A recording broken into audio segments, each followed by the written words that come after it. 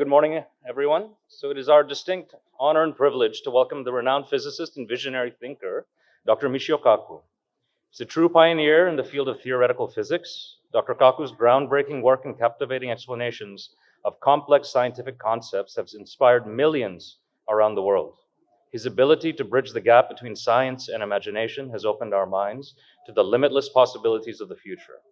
We are truly excited to have him with us today to share his insights and vision. Please join me in extending a warm welcome to Dr. Michio Kaku.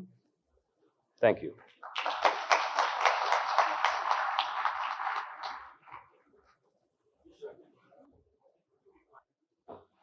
Well, after such a great introduction, I can't wait to hear the speaker myself.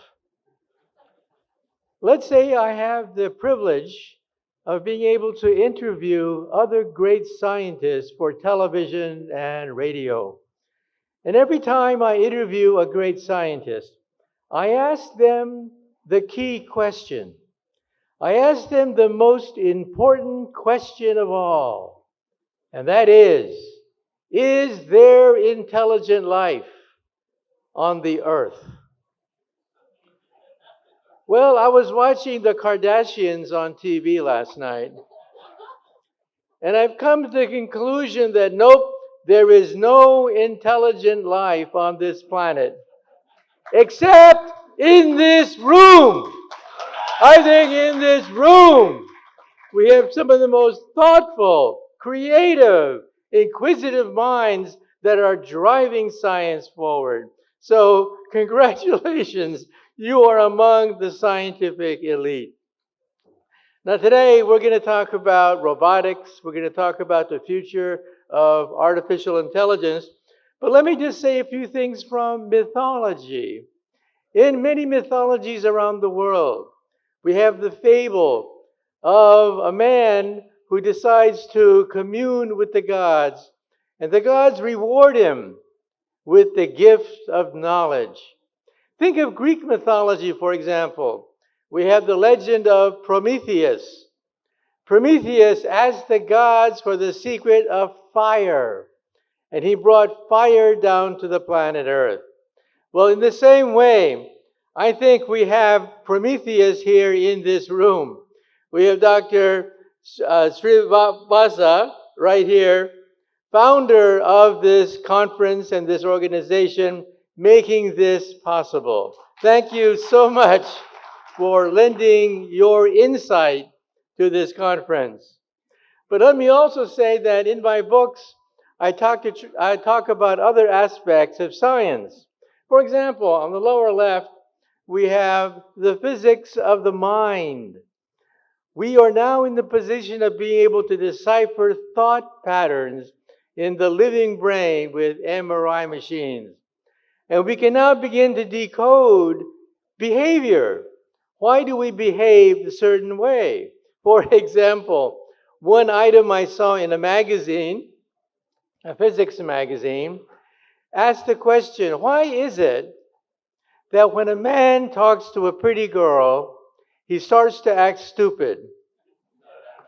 Well, they brain scanned these individuals, and they found out the answer.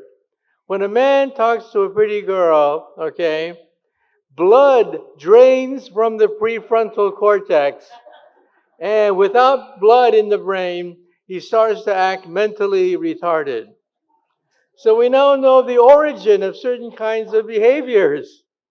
And in my other book, The God Equation, we talk about the origin of matter, energy, and life itself.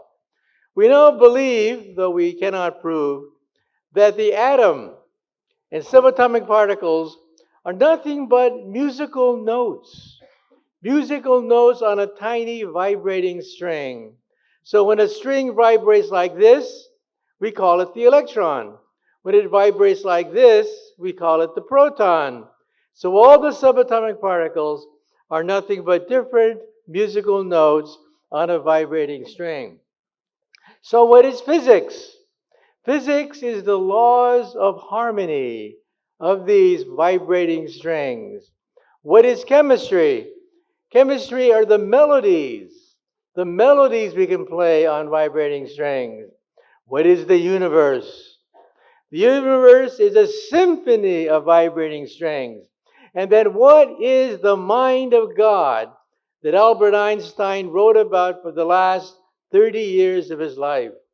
The mind of God would be cosmic music resonating through 11-dimensional hyperspace. That would be the mind of God. But today we're going to talk about something different, and that is your mind. What sits on your shoulder? Why is it that we think? What is thinking anyway? And what is the difference between robotics and artificial intelligence? This conference talks about robotics. It does not talk about artificial intelligence. And today we're going to talk about the difference.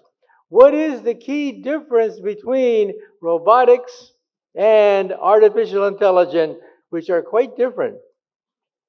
And then in this book, in this lecture, I'll wind up on the question of quantum supremacy. We are now at the position of being able to create computers out of particles. Think about that. The ultimate computer is a computer based on subatomic particles that compute on electrons. These are called quantum computers, the ultimate computers of all time. And that, we think, will give us the understanding of the entire universe.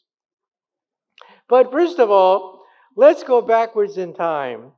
Backwards in time to the origin of when things happened. Throughout most of human history, humans lived in poverty, disease, warfare. We didn't live very long. For most of human history, the average human lived about 30 years of age. You were born, grew up, had kids, and then you died. Life was a bitch. But then something happened. After thousands of years of misery, disease, and poverty, something happened about 300 years ago. What happened? Science happened. And with the coming of science, we began to harness energy. The energy of machines, locomotives, generators. In other words, the Industrial Revolution.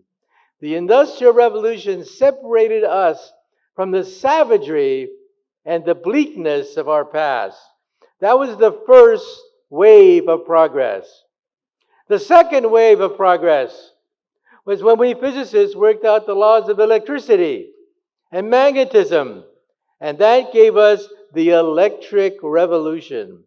All of a sudden, we had electricity coursing through our machines, giving us energy from electricity. And then the third wave, after World War II, we harnessed the power of the quantum theory to give us the transistor, to give us the laser, and also the internet. That's the third wave.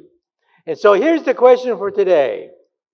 If the first wave was the Industrial Revolution, the second wave was the electric revolution, and the third wave was the computer revolution, then what is the fourth wave? And we can even speculate on what is the fifth wave. How will we generate wealth in the future? I say the fourth wave, which we are now entering, is physics at the molecular level, meaning artificial intelligence, nanotechnology, and biotechnology.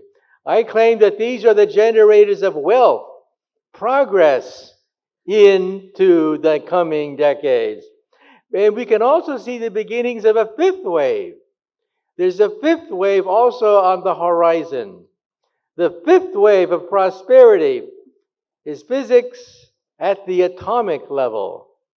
We're talking about fusion power.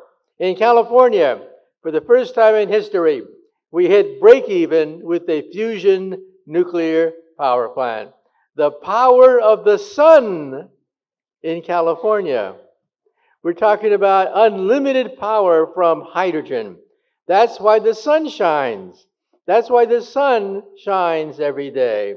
Second, on the lower right, quantum computers. Today we compute on transistors, but transistors are too big. We want to compute on atoms, the ultimate computer, and that's the quantum computer on the lower right. And they actually exist. In fact, there's a race between China, Russia, the United States, and Europe to build the first commercially available quantum computer, a computer that's going to change the face of everything. Everything we know will be turned upside down once we can begin to market quantum computers. And then in the lower left, how will we process information? With our brain and BrainNet. In other words, the future of the internet is to connect the brains of the world into one. We will be of basically one huge brain. BrainNet, when humans are connected to each other mentally. But let's back up now. We are now entering the fourth wave. The fourth wave is the wave of artificial intelligence. And we can access artificial intelligence in several ways. We can have headsets.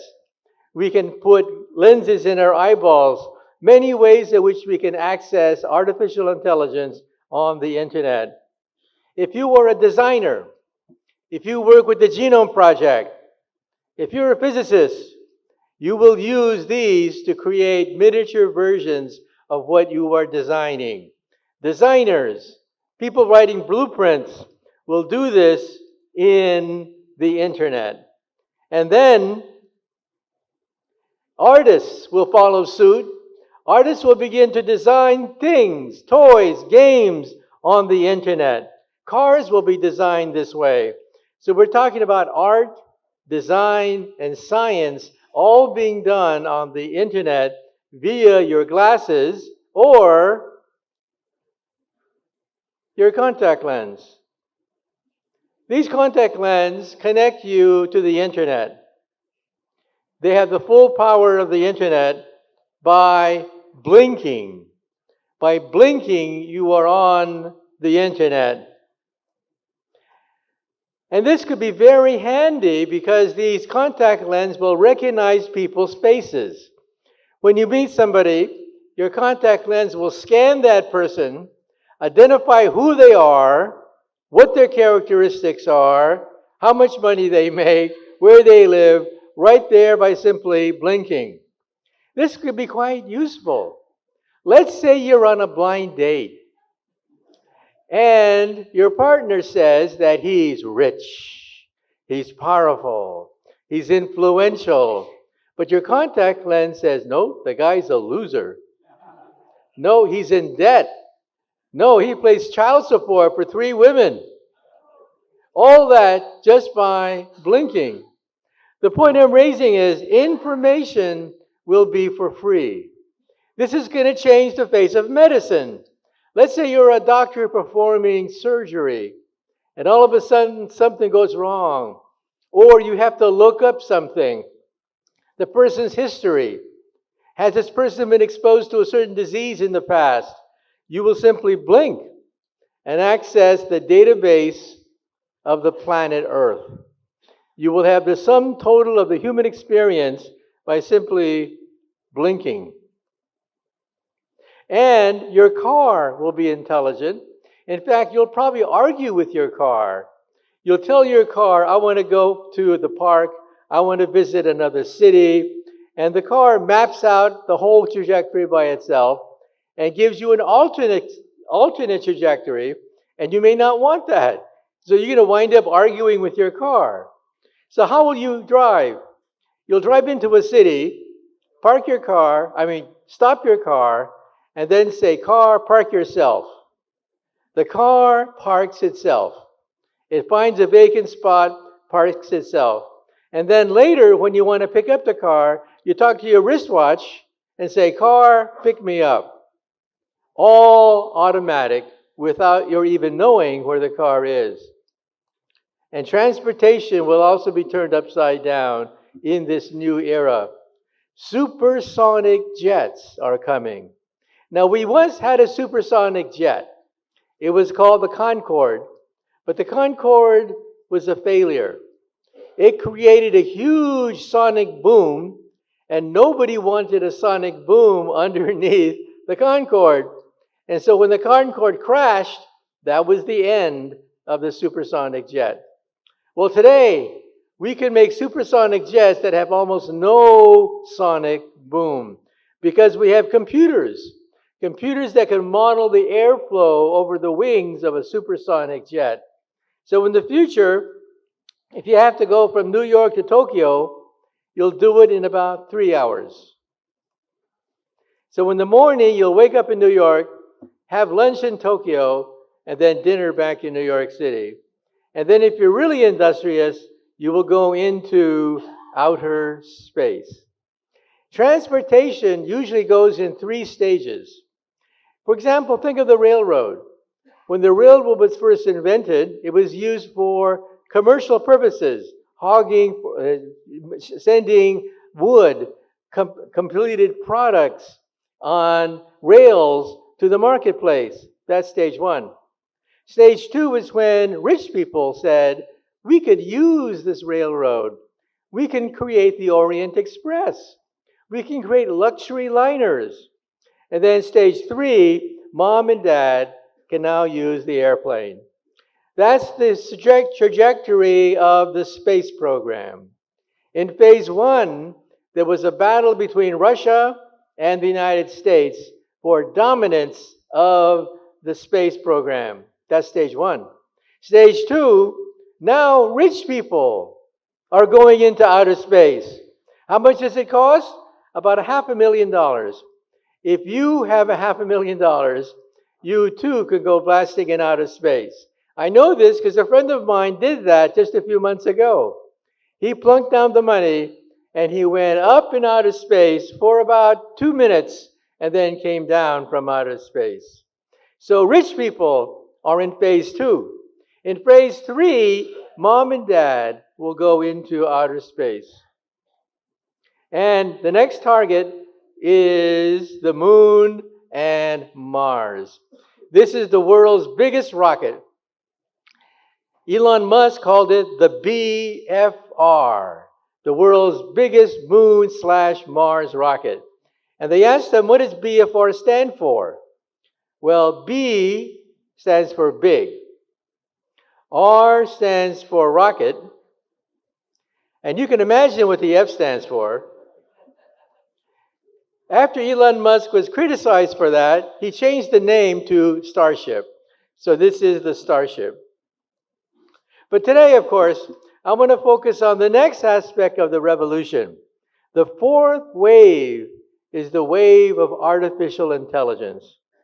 This is artificial intelligence in your living room. This is a chatbot. A chatbot is sort of like a tape recorder. It scans the entire internet and carries out your command.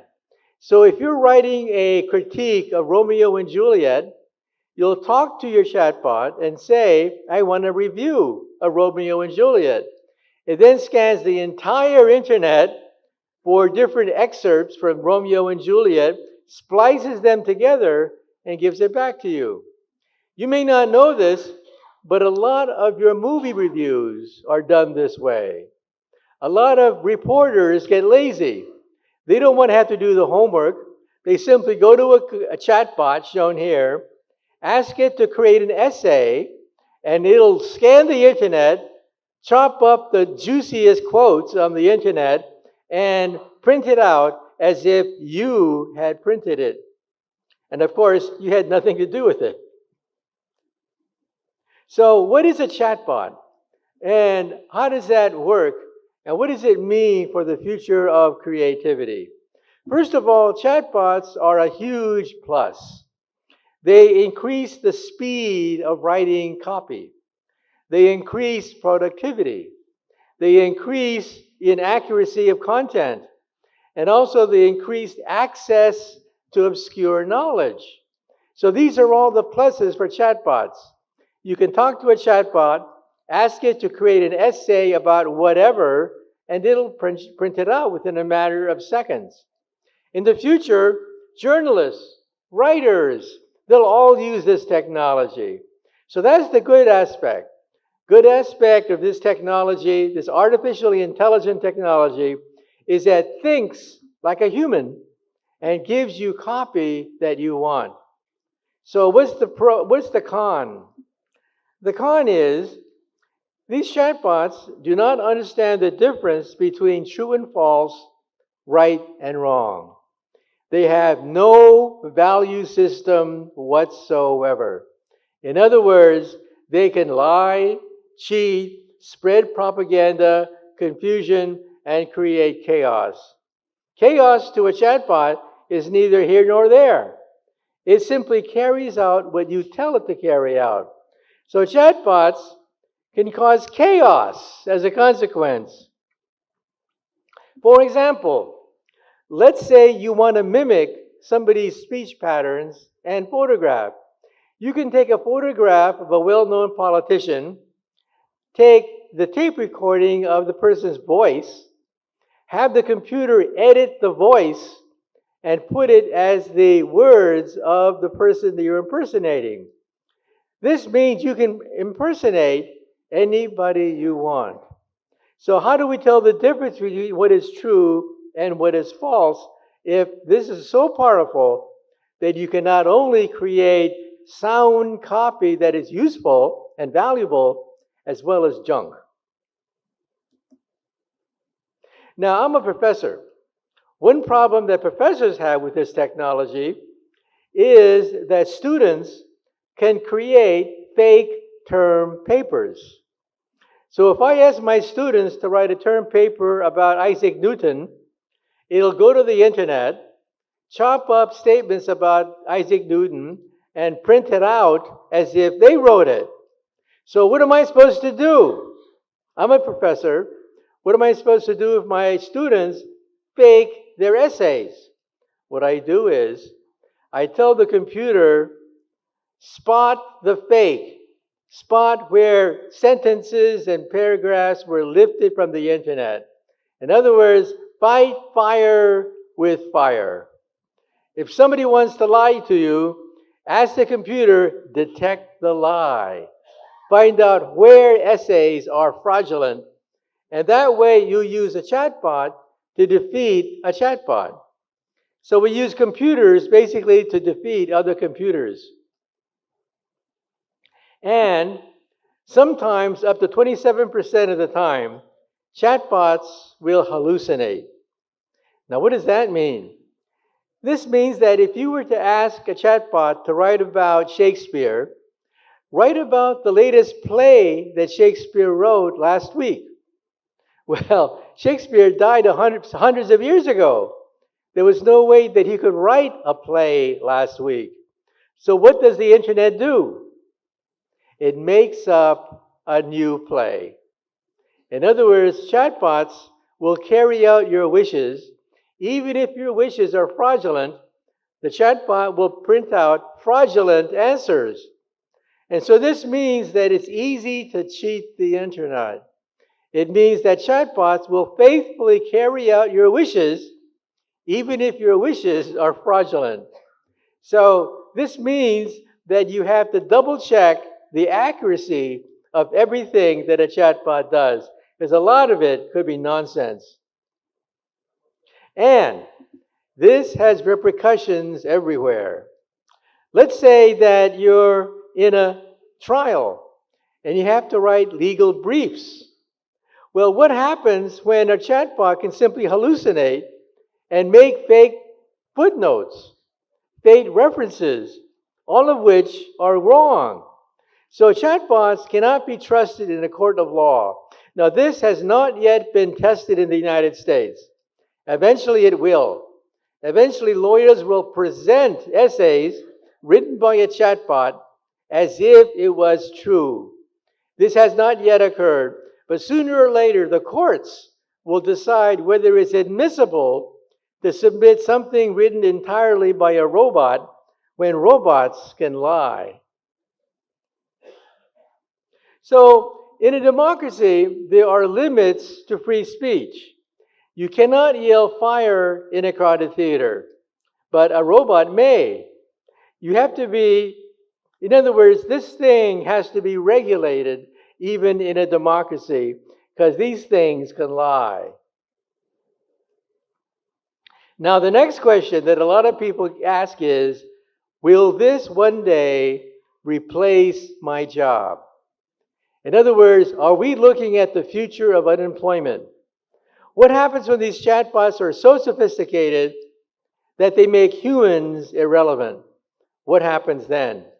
Well, let's back up a few steps. First of all, in the previous lectures, we talked about robots. Robots that help with surgery. Do these robots think?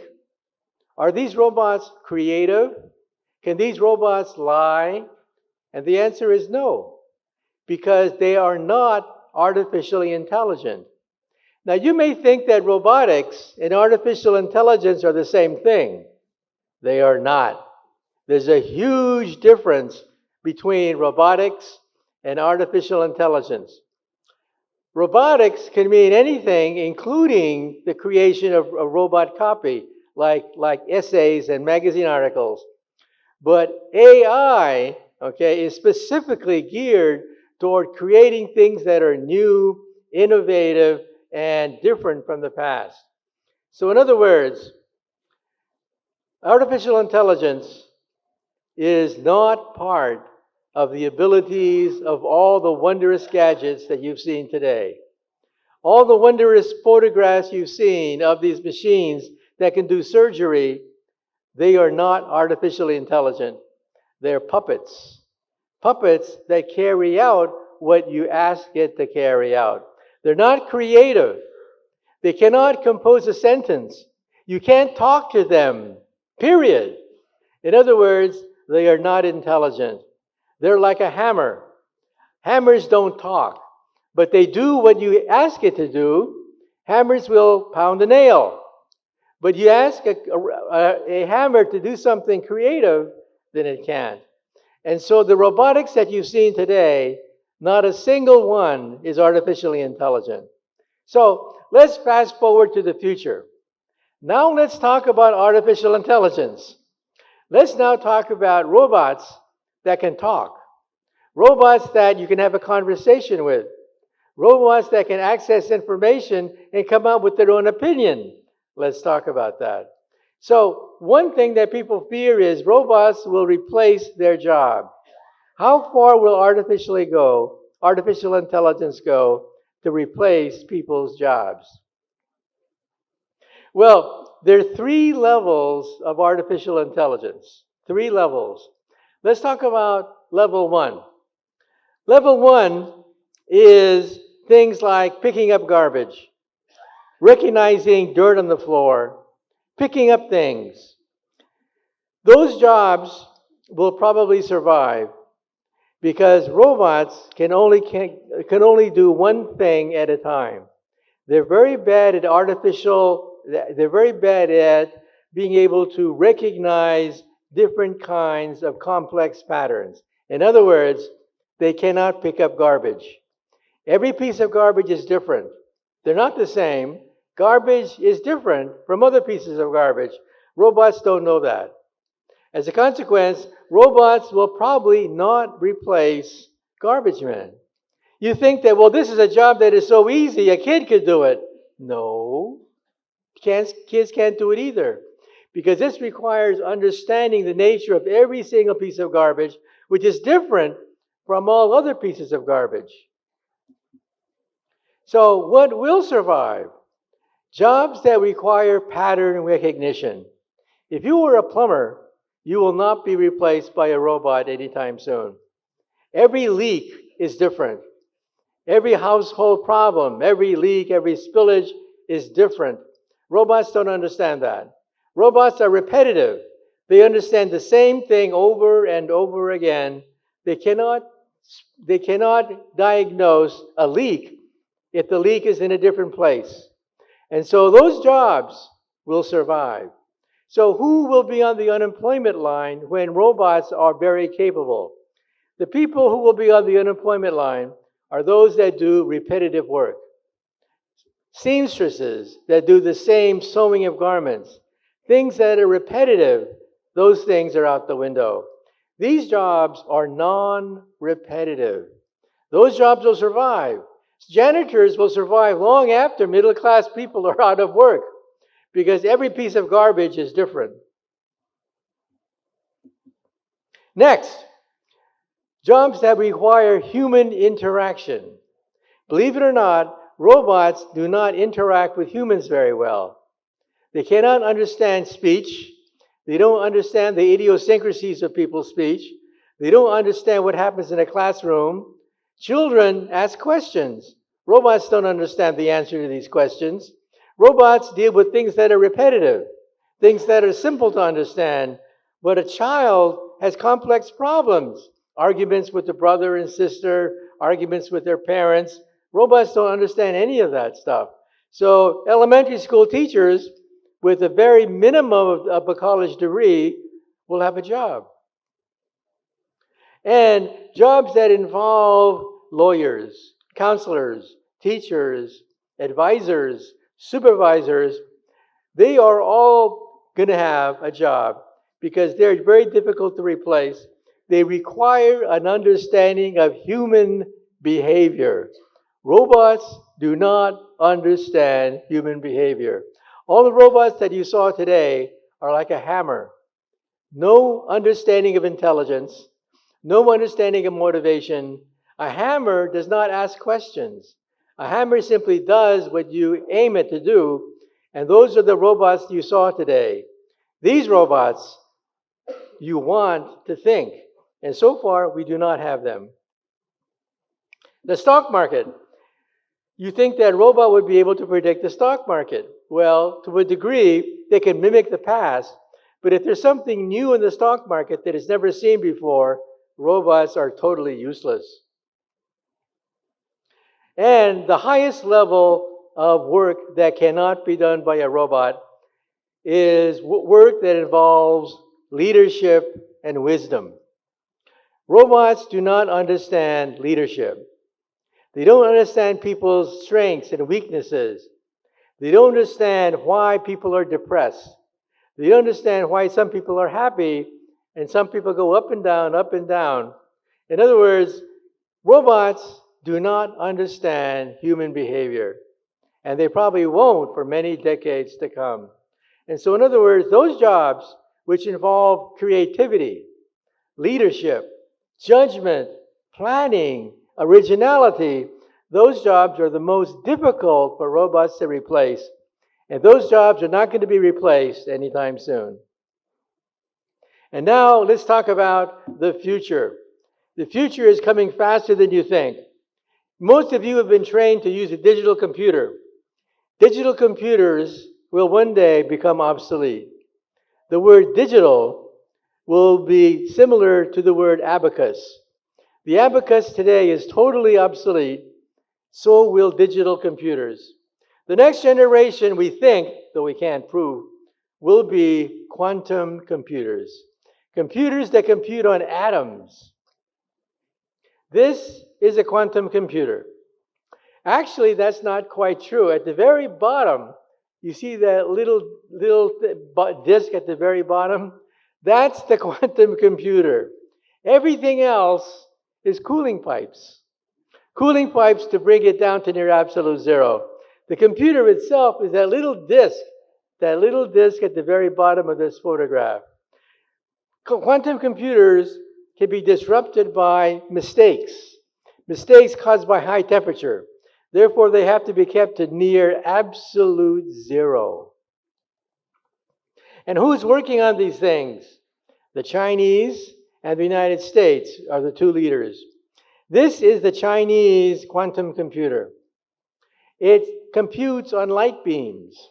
Why does it compute on light beams and not electrons? Because light travels faster than electricity. Let me repeat that again. Light travels faster than electricity. Therefore, the Chinese computer shown here uses light beams. The American computer uses, on the other hand, electricity, which is slower. Therefore, the American computers are actually slower than the Chinese computers. But to compensate for that, it's easier to cool these things down if you use electricity. So there's a trade-off. So the Chinese are using photons, that is light beams. We're using electricity. Time will tell who eventually creates the first workable quantum computer. So this is a quantum computer that computes on light beams. So what is a quantum computer? Well, computers, as we know, work with transistors. Transistors are like gates. The gate can be open or closed. That's 1 and 0. So that's what happens on your desktop when you compute. Nature does not use binary. Nature does not use transistors. This is what nature does. If I have an atom in a magnetic field, it can spin up or down, clockwise or counterclockwise, and anything in between. So an atom can spin like this, or it can spin like this. This is up, this is down, this is 1, this is 0, and anything in between. That is the $64,000 question. Can civilization handle atoms that can compute at any possible angle? So which is more powerful? A computer that computes on zeros and ones, or a computer that computes everywhere in between? You now know why the Russians, the CIA, the Chinese military are looking very carefully at this problem. Who's worried about this? The CIA. Now, here's an example of the power of a quantum computer. Let's say I have a mouse on the upper left, and it goes to the cheese in the lower right. If you have a digital computer, the digital computer has to make a decision, go left or right, to figure out what path will take you from the mouse to the cheese. How many paths are there? How many left-right decisions you have to make? Thousands. It's tedious. To be able to unscramble an ordinary maze would require thousands of decisions, each decision taking place one after the other after the other. This is tedious, but this is called digital calculation. Now, how does a quantum computer work? A quantum computer looks at all possible trajectories simultaneously, all at once. You now know the $64,000 question. Can the Chinese, the Russians, the CIA, can they master the fact that a quantum computer scans all possible paths simultaneously, while a digital computer does it one by one? Now, how is that possible? You were told ever since you were a child, your mother told you you cannot be two places at the same time. Remember? Your mom said you cannot be two places at the same time. Well, she lied to you. Atoms can be infinite number of places at the same time. This is called the uncertainty principle. Let's say I have an electron on the left and I shoot it through two holes. What image do you get on the right-hand side? Well, you say to yourself, that's obvious. There should be two marks on the right-hand side, right? It's easy. Two beams of light create two marks. Any idiot knows that. When you do the experiment, you find that two beams of light create hundreds of bands on the other side. In other words, common sense is wrong. Your mom said you cannot be two places at the same time. She lied to you. You can. It's called atomic physics. Electrons do it all the time. In other words, you can't be two places at the same time. And not only that, but the position is uncertain because of what is called the uncertainty principle. I'm not going to get into that because that's too complicated. But you don't know precisely where the electron is. And who's interested in this question? The CIA. There was a scandal when some CIA documents were released. We know the CIA is looking into this question very carefully. It's asking its intelligence bureaus to analyze the question, can you break into any digital code? And the answer is yes. Any digital code, your bank transactions, the transactions of governments, can be broken by a quantum computer that's big enough. Well, I won't get into this, but it turns out that even arithmetic has to be reevaluated. And one way to fight this is to use digital light beams, shown here on the left, to detect fraudulent light beams on the right. In other words, use the quantum to defeat the quantum. And this is perhaps one way to do it. Huge, gigantic data banks where we feed digital data and we're able to calculate which ones are fake, which ones are fraudulent. And now let's talk about the good aspect. The good aspect is that we can now calculate things beyond the range of digital computers. Digital computers cannot compute atoms. Atoms obey a whole different kind of kinematics, quantum mechanics. In quantum mechanics, you can be two places at the same time. Computers cannot understand that.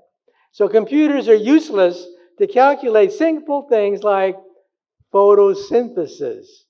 When you were a child, you were told that light plus carbon dioxide can create flowers, releasing oxygen and sugars in the process. This is called photosynthesis. How does it work? We don't know. Because it requires the fact that carbon dioxide can be more than one place at the same time. This is a quantum mechanical effect. And we use this to create fertilizer. So in other words, the world economy is based on the quantum principle, that you can be two places at the same time.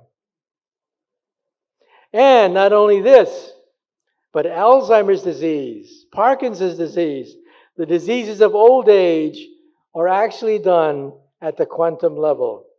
This is the molecule which creates Alzheimer's disease. It's sad to say, but about half of you in the audience, when you get old, may die because of this molecule. This is the molecule of Alzheimer's. But there are two versions of it. There's a left-handed and a right-handed version. The right-handed version is what kills you. The left-handed version does not.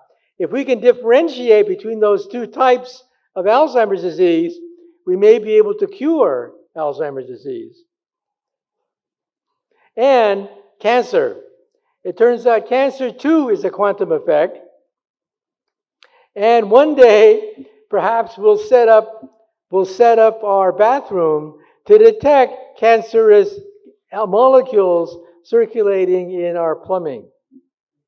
So the word tumor may disappear from the English language. We'll use the quantum principle to detect the presence of cancer cells that orient in the wrong direction. And this means that with brain scans, we may be able to detect germs at the molecular level. When we look at antibiotics, do we do it systematically? No. How do we find new antibiotics? Trial and error. We create thousands of petri dishes, cross our fingers that one of them makes the disease manifest itself. It is hit or miss. With the quantum principle, we'll be able to determine it from first principles. And then the next question is the aging process. Why do we get old? Why do we die? Is it necessary for us to get old and eventually die? And the answer is actually no. It turns out that the aging process is caused by the accumulation of mistakes, errors caused by the second law of thermodynamics. That's why we get old. Is it possible to stop the clock? And the answer is yes. In our cells, we have something called a telomere. The telomere is a clock that counts down 60 times. When the clock goes from 0 to 60, you die. You die of old age. And therefore, the question is, can you stop the clock? Well, the Nobel Prize was given to several individuals who showed that yes, telomerase allows you to stop the clock and you don't have to die. So what's the catch? There's always a catch someplace. The catch is the molecule that creates the patterns of death. If you stop it, you can live forever. The problem is, this is also the molecule which causes cancer. So if you miss it and do it slightly incorrectly, you get a cancer cell rather than living forever. Nice try. But it turns out that we did not yet find the gene to live forever. No, we did find the gene to live forever. But if it misfires, you get cancer. So let me just say a few things now, and I'll wind up. BrainNet, as I said before, the future of the internet. We will be connected mentally to the internet and communicate with other people on the other side of the earth. Let me now wind up by just simply saying the following. The next big frontier is the nucleus of the atom itself. This is where we have all the quantum nonsense taking place. This is the biggest machine, the biggest atom smasher in the world in Geneva, Switzerland, the Large Hadron Collider. This is where we collide subatomic particles. And this is the set of subatomic particles that we get. It is a mess. We used to think that Mother Nature gets simpler and simpler the smaller you get. Wrong. We now know that as you split the atom, you get hundreds of other particles. Lambda particles, pi mesons, sigma particles, hundreds of subatomic particles. Why is nature so malicious to create hundreds of subatomic particles at the atomic level? The reason we think is these are musical notes on a vibrating string. Why are there so many subatomic particles? Because there's so many ways that a rubber band can vibrate. So in other words, strings can vibrate at different frequencies. Each vibration corresponds to a subatomic particle. That's why we have protons, neutrons, electrons. They're nothing but different vibrations of the same string. So what happens when these strings get together? They can form molecules. In other words, physics. Physics is nothing but the harmonies. The harmonies you can make on a vibrating string is called physics. What is chemistry? Chemistry are the melodies. The melodies you can create when these strings bump into each other. And then what is the mind of God? The mind of God is cosmic music resonating through hyperspace. And then what does it all mean? We don't know. But we know that the complexity of the universe is embedded in the language of music. So if you understand music, perhaps you understand the meaning of existence itself. So in other words, these questions are beyond our capability. But string theory may give us an answer. Is time travel possible? Are there other universes? Why do we exist at all? What's on the other side of a black hole? These answers may come out of string theory. So let me give you a word of advice. If one of you ever figures out how to solve string theory, if one of you ever figure it out, tell me first. And then we'll publish together and win the Nobel Prize together. And now let me wind up on a single note. When I was a child, I used to wonder what was all this fuss about when a great man died when I was 8 years old. I went to the library and found out this man who died, everyone was talking about him. His name was Albert Einstein. And what did he die doing? He wanted to find an equation, the equation that would make the entire universe go. But he failed. So I went to the library and I found out the man's name was Albert Einstein, the man who wanted to figure out why is it that we exist at all. So let me now tell you my favorite Einstein story.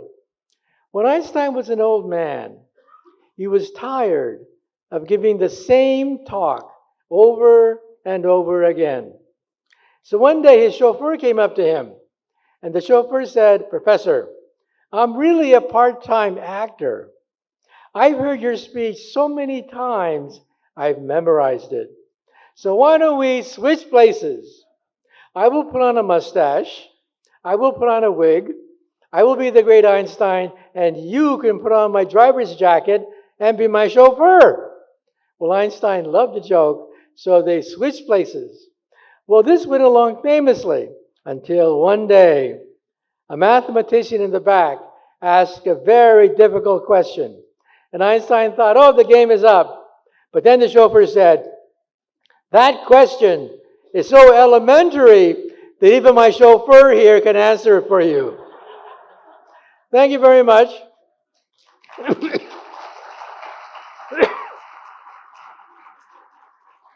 And as I said, if any of you figured out the meaning of existence, tell me first. Thank you very much. It's been a great honor, a great privilege to be here today. Thank you very much.